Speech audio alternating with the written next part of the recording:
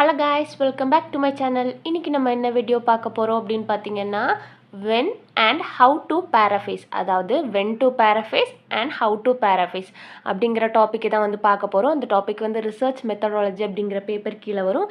And summary பார்க்குறதுக்கு முன்னாடி நம்ம சேனல் இது வரைக்கும் சப்ஸ்கிரைப் பண்ணாதவங்க மறக்காமல் சப்ஸ்கிரைப் பண்ணிக்கோங்க. அண்ட் பக்கத்தில் உள்ள பெல் ஐக்கனையும் கிளிக் பண்ணிக்கோங்க.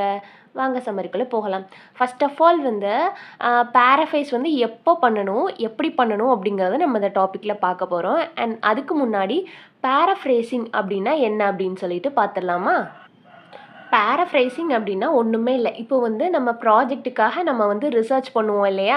ரிசர்ச் பண்ணுறப்போ வந்து நம்ம வந்து நிறையா சோர்ஸ்லேருந்து வந்து இன்ஃபர்மேஷன் வந்து கலெக்ட் பண்ணி வச்சுருப்போம். அந்த இன்ஃபர்மேஷன் எல்லாம் அப்படியே நம்ம ப்ராஜெக்டில் வந்து இன்செர்ட் பண்ணுறதுக்கு பதிலாக நம்ம வந்து ரீஃப்ரேசிங் பண்ணணும். அந்த கொடுத்துருக்குற இன்ஃபர்மேஷன் எல்லாமே ரீஃப்ரேஸ் பண்ணணும்.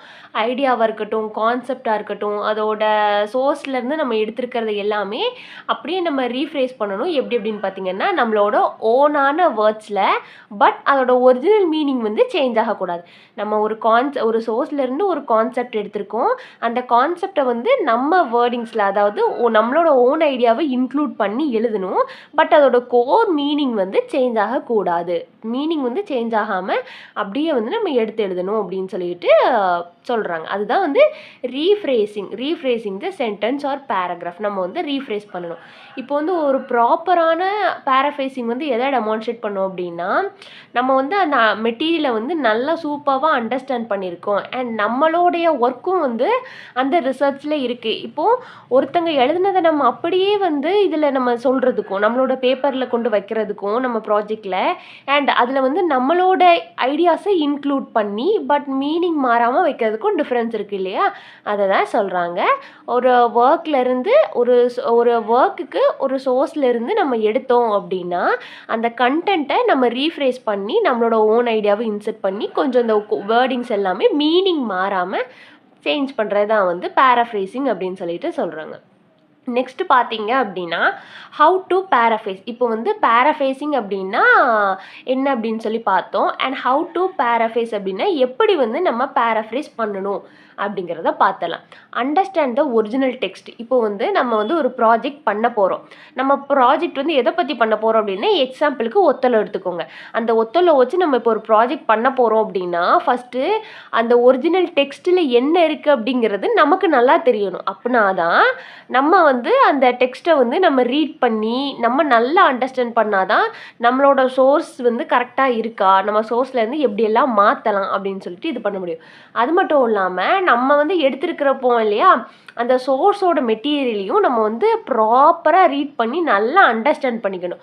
அண்டர்ஸ்டாண்ட் பண்ணாதான் இந்த வேர்டுக்கு பதிலாக இதை போடலாம், இந்த வேர்டுக்கு பதிலாக இதை போடலாம், நம்மளோட ஐடியாஸையும் வந்து அது உள்ளே இன்க்ளூட் பண்ண முடியும்னு சொல்கிறாங்க. நெக்ஸ்ட்டு பார்த்தீங்க அப்படின்னா, ஃபஸ்ட்டு நல்லா அண்டர்ஸ்டாண்ட் பண்ணணும். ரீட் பண்ணி நல்லா சோர்ஸையும் டெக்ஸ்ட்டையும் வந்து அண்டர்ஸ்டாண்ட் பண்ணியாச்சு. நெக்ஸ்ட் என்ன அப்படின்னு பார்த்தீங்க அப்படின்னா, நோட்ஸ் எடுக்கணும். நம்ம அண்டர்ஸ்டாண்ட் பண்ணது எல்லாமே வந்து நோட்ஸ் எடுக்கணும். ஒரு கீ பாயிண்ட்டாக அண்ட் எக்ஸாக்டான வேர்டை வந்து காப்பி பண்ணாமல் அந்த வேர்டுக்கு சேம் மீனிங் கொடுக்கும் இல்லையா, அந்த வேர்டை வந்து நம்ம எப்படி ரீஃப்ரேஸ் பண்ணலாம், இந்த வேர்டு எடுத்துகிட்டு எப்படி வேறு வேர்டு வந்து கரெக்டாக போட்டோம் இந்த சென்டென்ஸோட மீனிங்கும் பேக்ரவுண்ட் மீனிங்கும் சேஞ்ச் ஆகாமல் இருக்கணும் அப்படிங்கிறதுக்கு வந்து நம்ம வந்து நோட்ஸ் எடுக்கணும் அப்படின்னு சொல்லிட்டு சொல்கிறாங்க. எதுக்காக வந்து ஒரு டெக்ஸ்ட்டை நம்ம ஃபுல்லாக ரீட் பண்ணுறோம் அப்படின்னு சொல்லிட்டு சொல்கிறாங்க அப்படின்னா, ஒரு வேர்டுக்கு வந்து பல மீனிங் இருக்கும். பட் அந்த சென்டென்ஸையும் அந்த பேக்ரவுண்டையும் பொறுத்து தான் ஆத்தர் எதுக்காக இந்த வேர்டை வந்து இதில் யூஸ் பண்ணியிருக்காங்க அப்படிங்கிறது வந்து நமக்கு தெரியும். நம்ம சும்மா வந்து ஒரு சென்டென்ஸை வந்து நம்ம ரீட் பண்ணி நம்ம அதோட மீனிங்கை மாற்றணும் அப்படின்னா அது வந்து தப்பாகிறதுக்கு நிறைய சான்சஸ் இருக்குது. ஏன் அப்படின்னா, அந்த ஒர்க்கோட பேக்ரவுண்டில் வந்து மேபி நிறைய ஏதாவது நடந்திருக்கலாம். அந்த கண்டென்ட் எல்லாமே நமக்கு தெரிஞ்சால் மட்டும்தான் நம்ம வந்து ரீஃப்ரேஸ் பண்ண முடியும் அப்படின்னு சொல்லிட்டு சொல்கிறாங்க. ஸோ நோட்ஸ் எடுத்துக்கணும். அண்ட் நம்ம நோட்ஸ் எடுக்கிறது மூலியமாக என்ன நடக்கும் அப்படின்னு பார்த்தீங்கன்னா, அதோட மெயின் ஐடியாவும் ஒரு சப்போர்ட்டிங் டீட்டெயில்ஸும் வந்து நமக்கு கிடைக்கும்னு சொல்லிட்டு சொல்கிறாங்க. இப்போ வந்து நம்ம பார்த்துட்ருக்கிறது ஹவ் டு பேராஃப்ரேஸ் அப்படிங்கிறத பார்த்துட்ருக்கோம். நான் சொல்ல வந்து நோட்ஸ் எடுத்துக்கோங்க. இதில் இருக்கிற மாதிரியே நோட்ஸ் எடுக்கலைனாலும் ஒரு குட்டி ஹிண்ட்ஸாக வந்து எடுத்து வச்சுக்கோங்க. எக்ஸாமுக்கு வந்து உங்களுக்கு யூஸ்ஃபுல்லாக இருக்கும். நெக்ஸ்ட்டு பார்த்தீங்க அப்படின்னா, யூஸ் யுவர் ஓன் வேர்ட்ஸ். நம்மளோட ப்ராஜெக்டில் நம்மளோட ஓன் வேர்ட்ஸ் இல்லைன்னா எப்படி, வேறு யாரோ எழுதின சோர்ஸ்லேருந்து நம்ம அப்படியே கொடுத்துட முடியாது இல்லையா? அதனால் நம்மளோட ஓன் வேர்ட்ஸ் எல்லாமே வந்து நம்ம கொடுக்கணும் அப்படின்னு சொல்லிட்டு சொல்கிறாங்க. அதுதான் வந்து rewrite the content using a different structure and vocabulary. நம்ம வந்து ஒரு டிஃப்ரெண்ட்டான ஸ்ட்ரக்சரை யூஸ் பண்ணி அண்ட் வெக்காபுலரி யூஸ் பண்ணி வந்து நம்ம ஓன் வேர்ட்ஸை வந்து அது உள்ள இது இன்செர்ட் பண்ணணும் அப்படின்னு சொல்லிட்டு சொல்கிறாங்க. நம்மளோட பேராஃப்ரேசிங்கில் வந்து சினானிம்ஸை வந்து அவாய்ட் பண்ணுறது நல்லது அப்படின்னு சொல்லிட்டு சொல்கிறாங்க. அதாவது ஒரு ஒரு வேர்டுக்குமே வந்து நம்ம சினானிம் வந்து சேஞ்ச் பண்ணக்கூடாதா, ஆட் பண்ணக்கூடாதா அப்படின்னு கேட்டிங்கன்னா அப்படி கிடையாது. ஆனால் ஒவ்வொரு வேர்டுக்கும் வந்து நம்ம ஆட் பண்ணுறது வந்து நல்லதில்லை அப்படின்னு சொல்லிட்டு சொல்கிறாங்க. Instead of reframe the entire sentence or paragraph, நம்ம வந்து ஒரு பேராகிராஃபை ஃபுல்லாக இல்லைனா ஒரு சென்டென்ஸை ஃபுல்லாக வந்து ரீஃப்ரேஸ் பண்ண தேவை கிடையாது. அங்கே மீனிங் சேஞ்ச் ஆகாத மாதிரி சில ஃப்ரேசஸை வந்து நம்ம ரீஃப்ரேஸ் பண்ணால் போதும்னு சொல்கிறாங்க. Change the sentence structure. இப்போ வந்து ஒரு சென்டென்ஸோட ஸ்ட்ரக்சரை நம்ம சேஞ்ச் பண்ணுறது மூலியமாக மீனிங் மாறாது, பட் வேர்ட்ஸோட அலைன்மெண்ட் எல்லாமே மாறும்.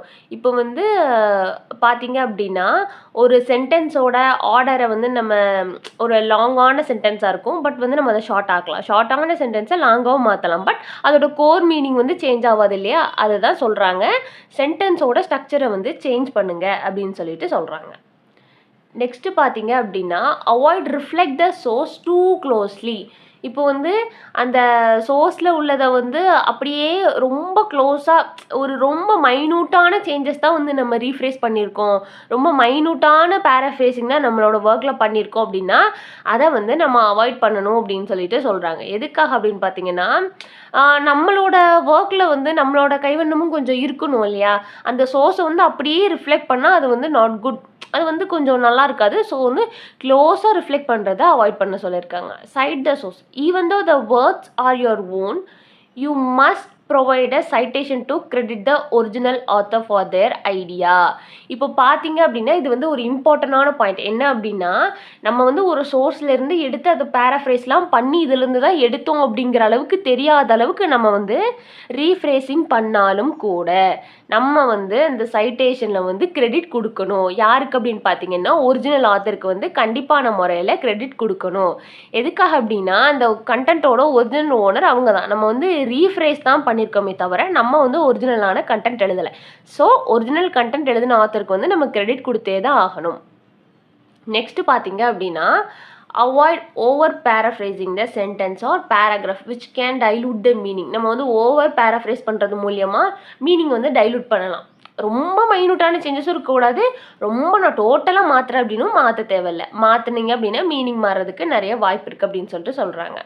அண்ட் யூஸ் அ தெசரஸ் ஸ்பைரலிங்லி அப்படின்னு சொல்லிட்டு சொல்லியிருக்காங்க. நெக்ஸ்ட் பார்த்தீங்கன்னா ensure the words you choose fit the context. இதை தான் வந்து நம்ம ஃபஸ்ட்டு பாயிண்டில் பார்த்தோம். என்னென்னா டெக்ஸ்ட்டை வந்து நல்லா அண்டர்ஸ்டாண்ட் பண்ணிக்கணும். நம்ம வந்து நல்லா அண்டர்ஸ்டாண்ட் பண்ணாதான் இந்த வேர்டுக்கு இது சூஸ் ஆகுமா ஃபிட் ஆகுமா அப்படின்னு சொல்லிட்டு நம்ம பார்க்க முடியும்னு சொல்கிறாங்க.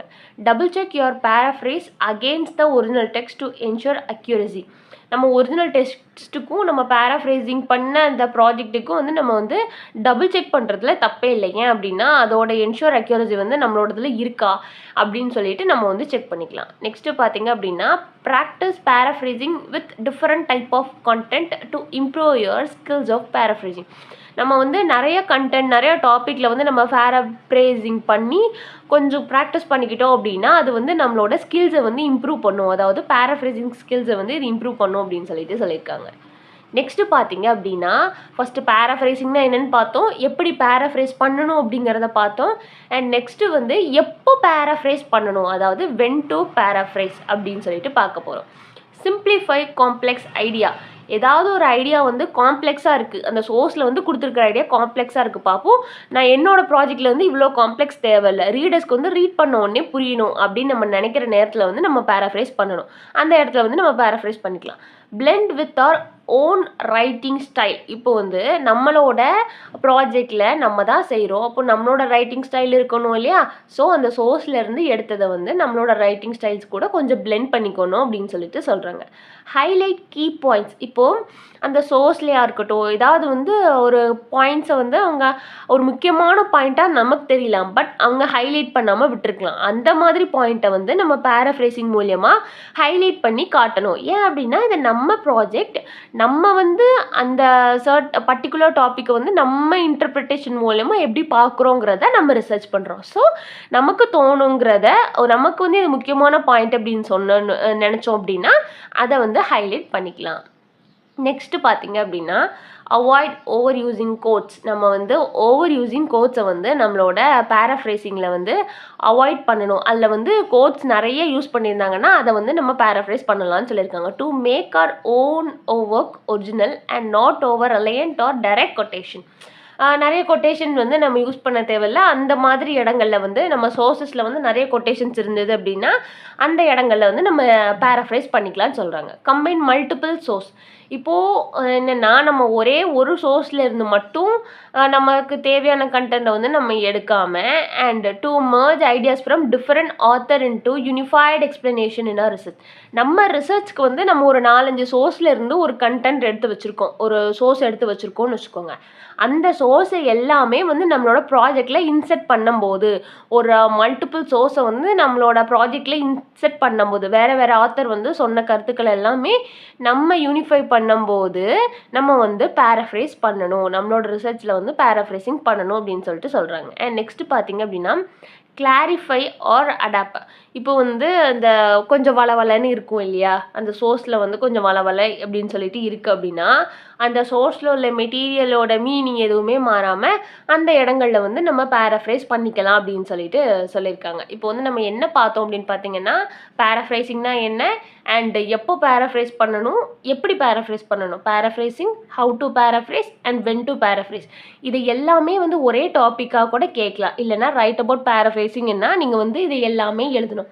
அண்ட் நெக்ஸ்ட்டு பார்த்தீங்க அப்படின்னா வென் டு பேராஃப்ரைஸ் அப்படின்னு சொல்லி கேட்டாங்க அப்படின்னா கொடுத்துருக்கிற டீட்டெயில்ஸ் அதை வந்து ஒரு ஹிண்ட்ஸ் தான். நீங்கள் வந்து இதை டெவலப் பண்ணி இதுதான் பேசிக் கான்செப்ட் உங்களோட ஐடியாவில் வந்து உங்களுக்கு புரிஞ்சிருக்கும் இல்லையா, உங்கள் அண்டர்ஸ்டாண்டிங் வச்சு நீங்கள் வந்து ப்ரீஃபாக எழுதிக்கோங்க. And when to paraphrase, how to paraphrase அப்படின்னா ரெண்டுக்குமே வந்து ஹிண்ட்ஸ் தான், நீங்கள் டெவலப் பண்ணி நீங்கள் எழுதிக்கலாம். அண்ட் சம்மரி புரிஞ்சிருந்தது அப்படின்னா மறக்காமல் லைக் பண்ணுங்கள். அண்ட் வேறு ஏதாவது போம் நாவலுக்கு சம்மரி வேணும்னா அதையும் கீழே கமெண்ட் பண்ணுங்கள். தேங்க்ஸ் ஃபார் வாட்சிங் and subscribe for more videos.